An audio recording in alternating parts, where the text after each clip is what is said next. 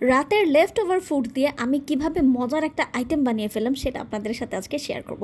তো কাল রাতে গরুর মাংস বেঁচে গিয়েছিল, সেই সঙ্গে আজকে সকালে রুটিও বেঁচে গিয়েছে, বিকজ আজকে সকালে আমি রুটি খাইনি, আমি আজকে ব্রেড অ্যান্ড বানানা খেয়ে ফেলেছি, কারণ আজকে আমার বুয়া আসেনি তাই। তো যাই হোক, আজকে ব্যাপার হচ্ছে যেটা দুপুরবেলা তো খাবো না, সো কী করবো বলেন তো, লেফট ওভার ফুড দিয়ে একটা মজার আইটেম বানাবো। এখানে গাজর নিয়েছি এবং শশাটা দেখেন আমি যতটুকু পেরেছি ভিতরে যে বীজটা থাকে সেটা ফেলে দিয়েছি, একটু হার্ড অংশটা লাগবে।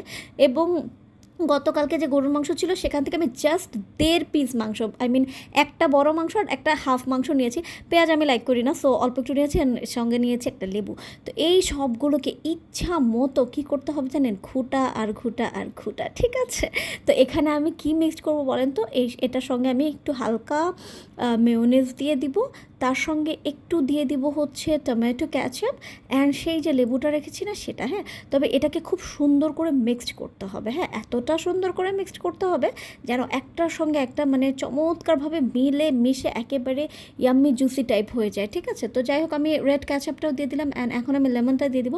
আর মেয়োনেজ আপনি যেটা ইচ্ছে সেটাই ইউজ করতে পারেন, ইনফ্যাক্ট আপনার বাসায় যেটা থাকবে আপনি সেটাই ব্যবহার করবেন, কোনো সমস্যা নেই, হ্যাঁ। তো এখন হচ্ছে দেখেন আমি এটাকে মিক্সড করছি, অনেক বেশি সুন্দর করে মিক্সড করতে হবে, এটা অবশ্যই মাথায় রাখতে হবে। অন্তত 3-4 মিনিট তো এটাকে একদম মানে একদম সুন্দর মতো মেখে ফেলতে হবে, ঠিক আছে। তো যাই হোক, সেই যে রুটিটা যে আমি ভেজে রেখেছিলাম, তবে রুটিটা একটু বড় হলে ভালো হতো, যদিও আমার বাসায় আমার ম্যাডাম বানায়, সো উনি হচ্ছে এতটুকু করেই বানায়, তো দ্যাটস আমাকে এতটুকু করেই খেতে হয়েছে। আর আমি যদি এটা বানিয়ে নিতাম স্পেশালি শর্মার জন্য, তাহলে আমি একটু বড় বানাতাম, হ্যাঁ। তো আপনাদের বাসায় রুটি একটু বড় হলে কোনো সমস্যা নেই, সেটা আরও ভালো হবে, বিকজ আমার ভিতরের জিনিসটা কিন্তু অনেক বেশি হয়ে গেছিলো, হ্যাঁ। আমার কিন্তু দেখেন এটা কিন্তু একটার সঙ্গে একটা মানে রোল করতে খুব কষ্ট হয়ে যাচ্ছে, তবু আমি রোল করেই ছাড়বো। হ্যাঁ দেখেন ফাইনাল লুক, এটা এত বেশি সুন্দর, এত বেশি জুসি টাইপের, জাস্ট ওয়াও।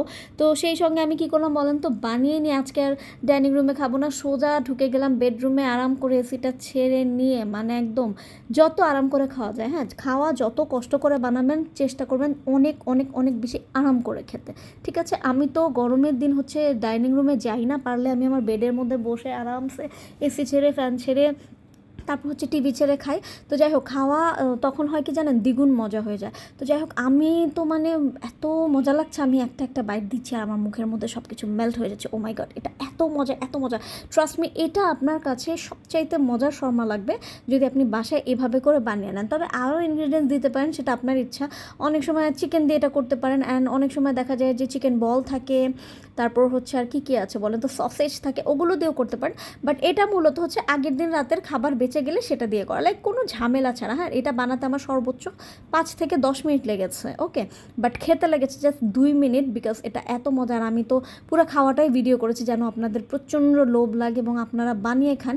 এবং যারা যারা বানাবেন তারা কী করবেন বলেন তো, অবশ্যই আমার এখানে কিন্তু কমেন্ট করতে হবে যে ইয়েস আমরা তোমার এটা দেখে খেয়েছি, ঠিক আছে। তো সবাই ভালো থাকবেন, আল্লাহ হাফেজ, টাটা।